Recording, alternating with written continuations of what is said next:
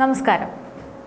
ലോകത്തെവിടെ യുദ്ധമോ കലാപമോ ഒക്കെ ഉണ്ടായാലും ഏറ്റവും കൂടുതൽ ദുരിതം അനുഭവിക്കുന്നത് സ്ത്രീകളും കുട്ടികളുമാണ്. ഇതിൽ സ്ത്രീകളുടെ കാര്യമെടുത്താൽ ലൈംഗിക അതിക്രമങ്ങളും പീഡനങ്ങളും നരകയാതനകളും ഒക്കെ സ്ത്രീകൾക്ക് നേരിടേണ്ടി വരാറുണ്ട് പലപ്പോഴും. എണ്ണിയാൽ ഒടുങ്ങാത്ത അത്രയും അതിക്രമങ്ങളാണ് സ്ത്രീകൾക്കും കുട്ടികൾക്കും നേരെ ഉണ്ടാകുന്നതെന്ന് പറയണം. സിറിയയിൽ നിന്ന് പുറത്തുവരുന്ന റിപ്പോർട്ടുകൾ അത്തരത്തിലുള്ളവയാണ്. സ്ത്രീകളെ മർദ്ദിക്കുകയും നഗ്നരാക്കി തെരുവിലൂടെ നടത്തുകയും ചെയ്തുവെന്നാണ് റിപ്പോർട്ടുകൾ. പുരുഷന്മാരെ നായ്ക്കളെപ്പോലെ മുട്ടുകുത്തി വെടിവെച്ച് കൊന്നുവെന്നും പറയപ്പെടുന്നുണ്ട്. വീടുകൾക്ക് മുകളിൽ, കെട്ടിടങ്ങൾക്ക് മുകളിൽ, തെരുവുകളിലെല്ലാം ശവശരീരങ്ങൾ കുന്നുകൂട്ടിയിട്ടിരിക്കുന്നു. സിറിയയുടെ തീരദേശ മേഖലകളിൽ പൊട്ടിപ്പുറപ്പെട്ട സംഘർഷത്തിൽ കൊല്ലപ്പെട്ടവരുടെ എണ്ണം 1000-ത്തിലധികം കവിഞ്ഞു. അലവൈറ്റ് ന്യൂനപക്ഷ വിഭാഗത്തിൽപ്പെട്ട സാധാരണക്കാരാണ് കൊല്ലപ്പെട്ടവരിൽ ഏറെയും. സിറിയയിലെ ഷിയ വിഭാഗത്തിന്റെ ഉപവിഭാഗമാണ് അലവി അല്ലെങ്കിൽ അലവൈറ്റ് വിഭാഗക്കാർ. മുൻ പ്രസിഡന്റ് അസദ് ബാഷറിന്റെ കുടുംബം അലവി വിഭാഗക്കാരാണ്. ഡിസംബറിൽ അസദിനെ സൈനിക അട്ടിമറിയിലൂടെ പുറത്താക്കിയതോടെ സമാധാനം പുലരുമെന്ന പ്രതീക്ഷയാണ് ഇപ്പോൾ ഇല്ലാതായിക്കൊണ്ടിരിക്കുന്നത്.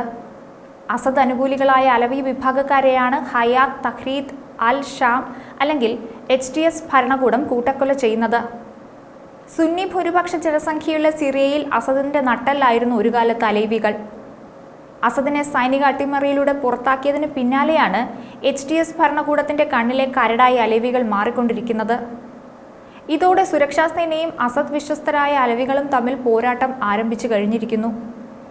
പോരാട്ടം ഒടുവിൽ അലവികളെ കൂട്ടക്കൊല ചെയ്യുന്നതിലേക്ക് വഴിമാറുകയാണ്.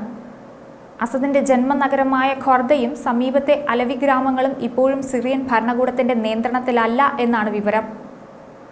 സിറിയയുടെ പടിഞ്ഞാറൻ തീരമേഖലയായ ലദാക്കിയ, ടാറ്റസ് പോലുള്ള നഗരങ്ങളിലാണ് അലവി വിഭാഗക്കാർ കൂടുതലായും താമസിച്ചു വരുന്നത്.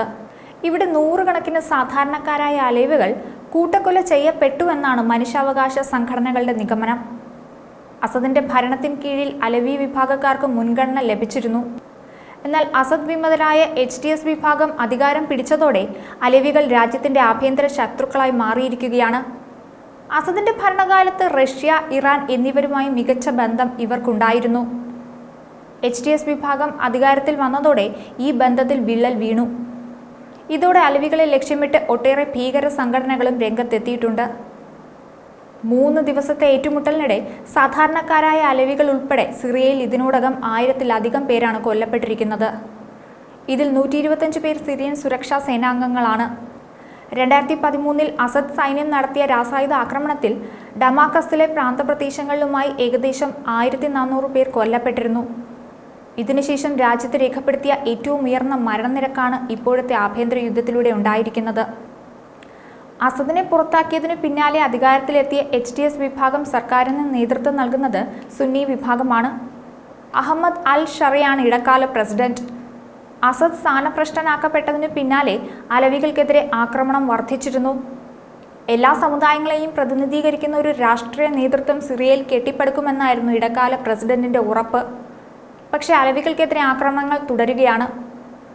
സിറിയയിൽ അടുത്ത കാലത്തൊന്നും സമാധാനം പുലരുമെന്ന് തോന്നുന്നില്ല. സിറിയയിൽ സമാധാനം ഇനിയും ഒരുപാട് അകലെയാണ്. സമാധാനത്തിനായി സിറിയൻ ജനത ഇനിയും ഏറെ കാത്തിരിക്കേണ്ടി വരും. മറ്റൊരു വീഡിയോയുമായി വീണ്ടും കാണാം. ന്യൂസ് ഡെസ്ക് ഈനാട് മലയാളം.